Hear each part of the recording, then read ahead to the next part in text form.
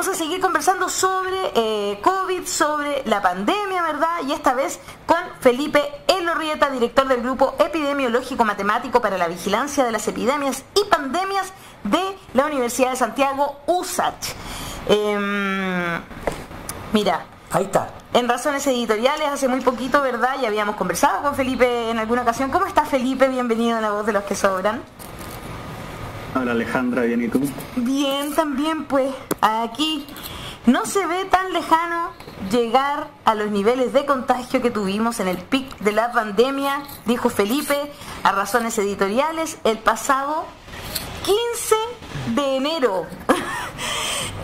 Felipe, estábamos conversando recién que esta pandemia es, claro, es nueva, digamos, no es tanto, un año llevamos ya. Claro, pero tú lograste hacer una, comillas, predicción, no sé cómo decirlo, en forma matemática, claro. De forma matemática que nos alertó de este momento que estamos viviendo, donde ya no solo llegamos al pic, sino que además superamos ese pic el sábado pasado, lo cual por supuesto no nos pone contentos, nos pone muy tristes. Cuéntanos cómo llegas a esas predicciones, cómo es posible que tú, a través de los números, de las matemáticas, llegues a darte cuenta de lo que puede pasar, cuando todo el mundo estaba tan tranquilo en enero pasado. Sí. Muchas gracias por la pregunta. La verdad es que nosotros en general no hacemos predicciones como a largo plazo, pero sí uno va estudiando más o menos la tendencia. En enero tuvimos una muy fuerte alza en muchas regiones del país, todo después de las fiestas de fin de año. En la fiesta de fin de año íbamos bien hasta justo la segunda o tercera semana de diciembre, teníamos más o menos cifras bajas en algunas regiones del país, pero cuando pasamos a enero se dispararon casi todas las regiones del país, empezaron a aumentar sus contagios. Entonces en ese momento yo dije, como está la tendencia, es probable que las regiones sigan subiendo, y la única región que en ese momento se mantenía más o menos bien era la región metropolitana. La región metropolitana en enero y en febrero se mantuvo como la región con los niveles más bajos del país, probablemente porque la gente se fue de vacaciones, y bueno, había muchos que no estaban en la región, pero entonces la hipótesis que nosotros teníamos era esta, las regiones están subiendo, lo que está pasando en la región metropolitana tiene que ver con que está saliendo mucha gente de la región metropolitana y por lo tanto los contagios no son tantos, claro. Pero cuando vuelvan va a explotar la región metropolitana, y cuando ya se llegó a pasar vamos a estar en una situación más grave incluso de la que tuvimos en el primer pic, porque en el primer pic la región que iba subiendo era la región metropolitana. La región metropolitana explicó casi todo el primer pic, que fue en junio del año pasado. Ahora tenemos muchas regiones con indicadores súper altos, muchas regiones. En este momento nosotros estamos viendo que desde Valparaíso a la región de Los Ríos tenemos indicadores altísimos. Entonces esa era la hipótesis que nosotros teníamos en ese momento y lamentablemente se cumplió. O sea, pasamos marzo y la región metropolitana empezó a subir fuertemente y ahora estamos en la situación actual, que tenemos 38 comunas en cuarentena en la región metropolitana. A raíz de lo que estás explicando, Felipe, ¿crees tú que no debió existir el permiso de vacaciones o debió ser más restringido? Porque es un poco eso lo que tú estás explicando, ¿no? Las personas de la región metropolitana salieron a tomar vacaciones a lo largo de Chile, y esto se expandió finalmente, ¿no? Y después vuelven, colapsan en los sistemas de salud en esos lugares, y después vuelven acá y colapsan el sistema de salud acá. Es como, ¿fuimos muy laxos en ese sentido? Yo creo que sí, pero yo creo que esto precede incluso el permiso de vacaciones, porque históricamente se han dado permisos para las fiestas. Dimos permisos para el 18 de septiembre, dimos permisos para las fiestas de fin de año, y empezamos a dar permisos de vacaciones, y probablemente lo que venga ahora en Semana Santa vamos a dar permisos de nuevo, no sé, estamos siempre dando permisos para las fiestas, y eso obviamente que va en contra de los cuidados que hay que tener en una pandemia. Entonces eso es contraproducente. Nuestra hipótesis es que esto no partió en las vacaciones, sino que partió en la fiesta de fin de año. Y partió en la fiesta de fin de año porque hay regiones del país que que estuvieron en cuarentena por mucho tiempo, que eran las regiones del sur, Claro. que eran las que tenían los mayores contagios antes de la fiesta de fin de año. Y justo antes de la fiesta de fin de año, el 21 de diciembre, se relajaron todas las cuarentenas.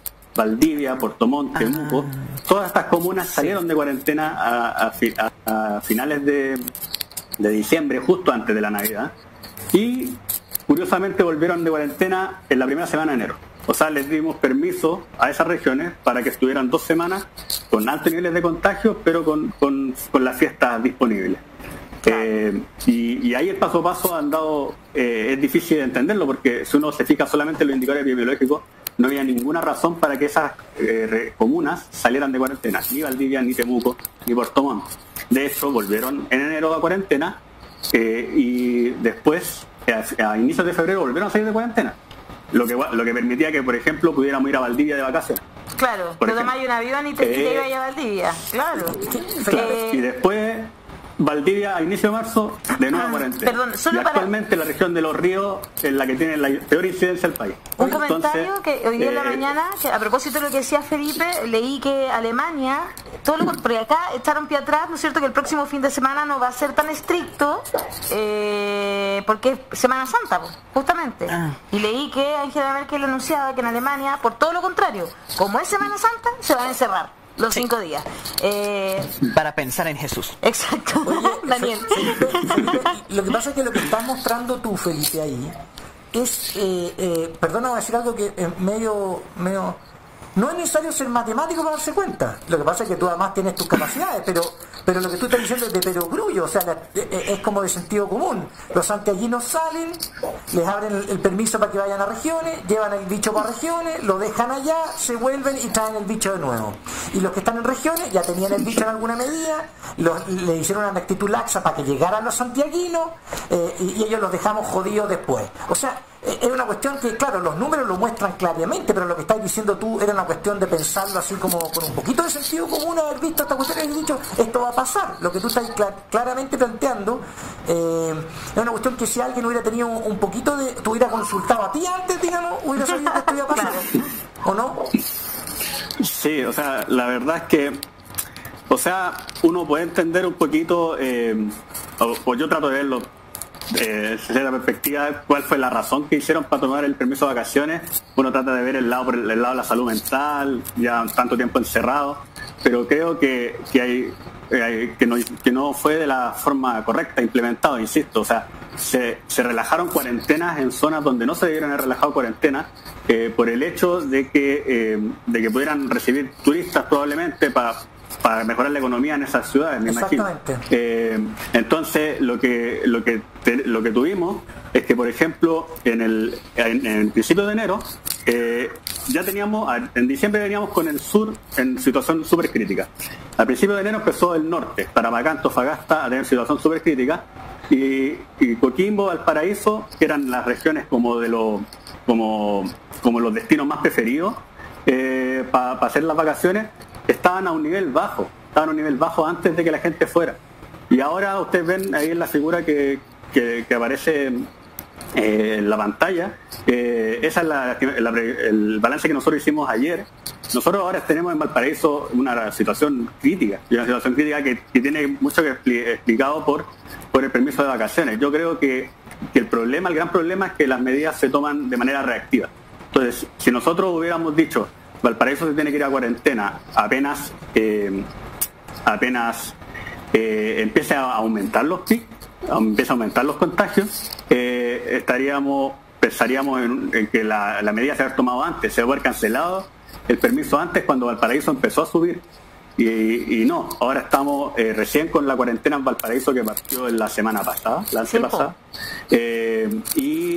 y bueno, además de una forma bien cuestionable, porque partió solamente Valparaíso, Viña se mantuvo en transición, y la semana siguiente Valparaíso entró en transición. O sea, la cuarentena dinámica ahí tampoco tuvo mucho sentido. O sea, entramos Valparaíso solo para que la semana siguiente Viña y Concón pasaran a cuarentena también.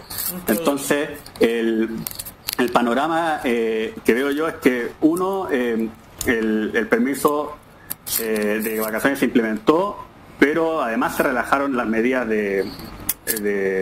para que una comuna pasara a cuarentena además se permitieron hacer muchas cosas en fase de transición que antes no se permitían. Sí, pues se abrieron los casinos, los cines, los gimnasios. O sea, la primera fase de transición, que fue cuando partió el paso a paso en julio, era mucho más restrictiva que la actual. O sea, la actual permite prácticamente hacer todo. Y bueno, permitía, entre otras cosas, irse de vacaciones, por ejemplo. Entonces uno puede haber pensado que, por ejemplo, el permiso de vacaciones no se hiciera en transición, sino que se hiciera en preparación. Había formas mejores de hacerlo. Claro. Y ante un alza pequeña, bueno, terminar el permiso de vacaciones. El problema es que no lo terminamos. Valparaíso, Coquimbo aumentaron sus contagios, permitimos que la gente igual siguiera yendo de vacaciones, y ya recién en marzo empezamos a decretar cuarentenas en Coquimbo, en Valparaíso, etcétera. Entonces, más que el permiso, que sí, entiendo los cuestionamientos, yo creo que además se puede haber hecho mejor. Perfecto. Claro, no es el permiso en sí, sino la forma en que se llevó a cabo. Al tiro, Hassan, antes voy a leer algunos comentarios del público. Carmen Díaz dice: nosotros en Antofagasta siempre hemos tenido muchos contagios. Rodrigo Antonio: yo saqué el permiso cuando fui a Valdivia y no había nadie fiscalizando. Amelia Enríquez: y se supone que vives en un país desarrollado. Una vez más se confirma el dicho: en todas partes se cuecen habas. Hassan Akram. Sí, el gobierno ha demostrado una incapacidad total de tomar decisiones. Ayer hablamos con el secretario general del Colmed, ¿no es cierto? Y él dijo que lo que necesitamos son cuarentenas más cortas, pero de implementación mucho más dura. Acá tenemos cuarentenas largas, pero muy laxas, porque lo que hay que tomar es una píldora amarga, digamos, así de tener que cerrar, pero cerrar todo, y eso es un costo económico que se paga a corto plazo para que haya efectos positivos a largo plazo. Ya esta idea de hacer cosas con una perspectiva de largo plazo es algo que no puede hacer este gobierno, y eso lo tenemos que aceptar como un dato a la causa. Pero creo que después de las conversaciones que hemos tenido esta semana, me queda clarísimo que esa es la situación. Ahora, hablando del futuro, porque Chile está en una situación única en el mundo, donde un país donde el programa vacunas ha tenido mucho éxito en términos del porcentaje de personas vacunadas, mejor que Israel parece, por esta semana por lo menos, mejor que Estados Unidos, mejor que el Reino Unido, pero de todas formas los casos están aumentando. Yo me acuerdo que conversamos en febrero la idea de una carrera entre la operación, desde el retorno de vacaciones, que iba a generar el aumento en los casos en la región metropolitana, y el progreso del programa de vacunación. Y eso se dio. Efectivamente, el programa de vacunas no pudo enfrentar el efecto, no pudo mitigar el efecto de aumento de casos. Pero ahora, supongo que con el avance en el porcentaje de personas vacunadas, en algún momento se va a empezar a notar en la cantidad de casos que existen, en la cantidad de hospitalizaciones. ¿En qué momento, no sé si Felipe tienes una estimación, podríamos empezar a ver ese efecto? Muchas gracias por la pregunta. Claro, respecto a eso, actualmente tenemos más de 6 millones de personas vacunadas, pero es importante notar que solo la mitad de ellas hasta el momento tienen la segunda dosis, o sea, alrededor del 20% de la población objetivo. Yo creo que lo que vamos... bueno, primero tengo los estudios lo demuestran, en el fondo uno puede confiar en las vacunas, o sea, podemos confiar en que efectivamente la vacuna Sinovac va a lograr en algún momento disminuir las hospitalizaciones y los fallecimientos. Hay que recordar que el primer impacto, el gran impacto de la vacuna va a ser probablemente en esos ítems, en hospitalizaciones y en fallecimientos.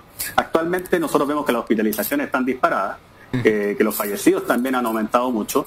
Entonces, todavía no vemos ese impacto, pero el primer impacto no lo vamos a ver en los casos, no lo vamos a ver en los contagiados. Podamos seguir teniendo contagios muy altos, pero el primer impacto deberíamos verlo en las hospitalizaciones y deberíamos verlo en los fallecidos. Ahora, si analizamos las hospitalizaciones por rango etario, uno ve que los mayores de 70 años, han disminuido un poquito. O sea, el único grupo etario en este momento que ha disminuido un poquito son los mayores de 70 años.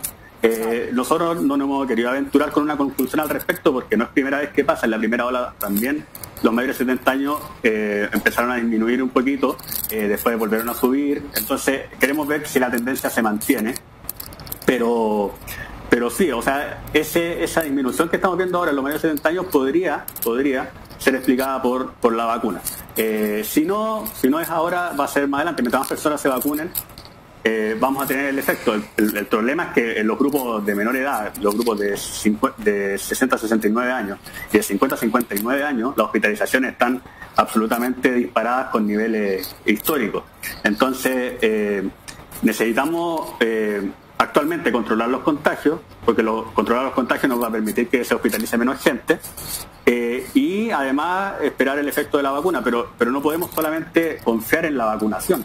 La vacunación va a ser completamente efectiva cuando alcancemos una población muy grande de vacunada, alrededor del 70-80%, dependiendo del R, de la capacidad infecciosa del virus, que además, claro, y además que sabemos que con las nuevas variantes, las nuevas variantes generalmente son más contagiosas, por lo tanto vamos a necesitar más gente vacunada para ver los efectos. Por lo tanto, yo creo que el gran pecado que cometió el gobierno en esta pasada fue confiar demasiado en la vacunación y dejar todo eso, esa confianza puesta en que la vacuna iba a impactar rápidamente, y no tener en cuenta que el impacto va a existir, pero va a existir más tal vez en junio, tal vez en julio. Claro, sí, entonces ahora lo que tenemos que hacer es tratar de controlar los contagios. Y para controlar los contagios, yo estoy súper de acuerdo con lo que dijo el secretario del Colmed ayer. Hay que hacer cuarentena lo más cortas posible, porque las cuarentenas tienen un costo económico. Lamentablemente el gobierno no creo que no entiende mucho eso. Ve que las cuarentenas tienen un costo económico, claro, pero no entiende que en el fondo la mejor forma de controlar esto es ser muy restrictivo con la cuarentena, de manera que sea lo más corta posible, y durante ese tiempo tiene que haber un apoyo económico, porque sin apoyo económico la cuarentena nunca va a ser efectiva, la gente tiene que salir a trabajar igual. Exactamente. Entonces, exacto, y de hecho el mapa que Felipe, ¿te puedo pedir un favor? Si te puedes correr un poquito el micrófono, porque te topa con el cierre y escuchamos un ruido así como de metal. Entonces ayer mostraban este mapa, ¿no es cierto?, de las comunas de la región metropolitana, básicamente, y era como casi ver que las 3 comunas más otras del norte que decían que ahora somos cuicos, decían los de Quilicura, se reían, Recoleta, ¿no? Sí, hemos subido de nivel en Recoleta. O bajado, depende del punto de vista que lo miremos. Oye, no, se mostraba esta especie de mapa, y que en el fondo uno siente que es para mantener el comercio abierto, ¿no? Porque Providencia tampoco cerrado. O sea, ahí está, por ejemplo, el gran símbolo, el Costanera Center, que sigue abierto. Entonces, las ferias cerradas y el Costanera Center abierto. Claro, por ejemplo, esa es una locura, ¿no? Una cosa que uno como que le cuesta comprender, Felipe. No sé qué te pasa a ti. No creo que haya sido este, sí, o sea, porque era un poquito más todo. No es este, porque es todo lo de abajo rojo, y son algunas comunas de arriba amarillas. Por cierto. No, este fue el que hicimos nosotros ayer, el que mostraron recién, pero yo sé el que estás hablando tú, porque es el del Gran Santiago nomás. Exactamente, exacto, no es la región metropolitana, es el Gran Santiago, tienes toda la razón. Claro. Sí, nosotros ayer estuvimos revisando los indicadores por comuna.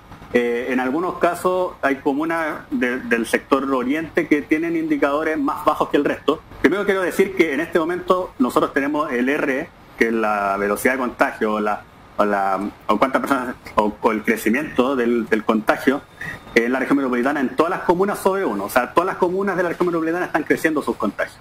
Pero las comunas que tienen indicadores más bajos, hay algunas de ellas del sector oriente, algunas, no todas. Pero, por ejemplo, Providencia tiene indicadores muy similares a Ñuñoa, por ejemplo. Claro, casi, prácticamente igual. No. Sí. Recoleta tiene indicadores en lo que nosotros tenemos bien altos, muy altos. Y la verdad yo ahí sí que no entiendo por qué Recoleta se mantuvo en fase de Felipe, transición. Lo mismo pasa con los Barnechea. Pero Felipe, entonces si uno sigue el paso... Ahí está el mapa. Felipe, no lo entiendes, pero tienes una explicación, supongo, porque tú, o sea... Sí. Es que eso es lo que me gustaría, porque en el fondo tú dices, no lo entiendo. ¿Cuál es tu explicación? Sí, o sea, efectivamente la actividad económica, los trabajos que son presenciales, por ejemplo, la construcción, se expande en las comunas del del sector oriente. Tenemos todavía el comercio abierto en Providencia, en Vitacura, en Las Condes, en Recoleta. Yo creo que insisto, el gran miedo que hay en este momento es cerrar la actividad económica, o sea, cerrar el comercio, cerrar los malls, dejar a la población, a mucha parte de la población sin trabajo por un tiempo, pero no entendiendo que además son focos de contagio súper altos. O sea, el mall es un foco de contagio súper alto, en Providencia hay uno, en Las Condes hay 2 más, o sea, tenemos en Los Arnechea hay otro mall más, entonces tenemos muchos malls abiertos también en Huechuraba. Entonces, actualmente estamos en estas comunas manteniendo la actividad económica, que es donde se concentra la actividad económica, pero permitiendo contagios súper altos. Entonces, yo creo que el miedo que tiene el gobierno es de cerrar toda la actividad económica. Lo tuvo incluso en la primera ola también. Hay que recordar que en marzo del año pasado los que tomaron la iniciativa de cerrar los malls fueron los alcaldes. Siempre ha habido un miedo con respecto a cerrar la actividad económica, porque básicamente no quieren o no han querido dar el apoyo económico suficiente para que una cuarentena sea efectiva.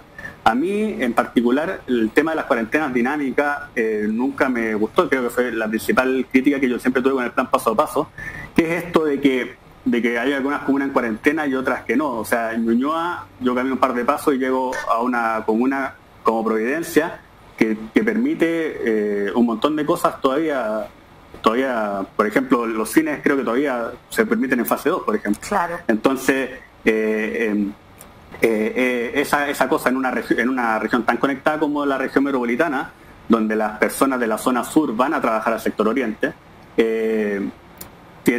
no tiene mucho sentido. Además, los permisos de trabajo siguen todos prácticamente funcionando igual. Entonces, la verdad es que yo creo, insisto, haciendo el punto que estábamos hablando recién, que la forma de poder controlar la pandemia va a ser haciendo una cuarentena fuerte, estricta, con mucho apoyo económico para las familias y ojalá lo más corta posible, porque insisto, estamos ya con la vacunación, esperando que la vacunación impacte luego, pero tenemos que bajar los contagios, porque si no bajamos los contagios, lo que vamos a ver en estos meses, en marzo y en abril, va a ser muy crítico en términos de hospitalización y en términos de fallecidos. Hay que recordar que actualmente tenemos casi un 95% de ocupación de camas UCI en el país. O sea, casi no hay camas disponibles. Y ya agregaron muchas camas. O sea, en la última semana han agregado muchas camas y aún así la ocupación se mantiene súper alta. Entonces, ahora es el momento de hacer una medida más restrictiva, y porque esa medida más restrictiva nos va a permitir frenar tener menos hospitalizados y tener menos fallecidos. Ahora, el último punto, no sé, que me gustaría hacer respecto a este tema es que yo creo que esto era súper evitable y no se evitó. Y una de las formas, porque uno aquí, yo sé que el ministro siempre ha criticado a las personas que piden cuarentenas porque dicen, que piden cuarentena y no ven el costo que tienen, etcétera. Pero estamos en una situación de contagio súper alta que se puede haber evitado si hubiéramos tenido una buena trazabilidad. La región metropolitana durante enero y febrero estuvo baja en los contagios y nunca se mejoró la trazabilidad, nunca se mejoraron los indicadores de trazabilidad y siempre se mantuvo como la región con peor razón de contactos detectados por casos confirmados. Entonces, ustedes mostraron el gráfico ahí, o sea, la región metropolitana en este momento tiene menos de 2 contactos por caso confirmado, cuando lo que uno espera es que por lo menos se detecten 5.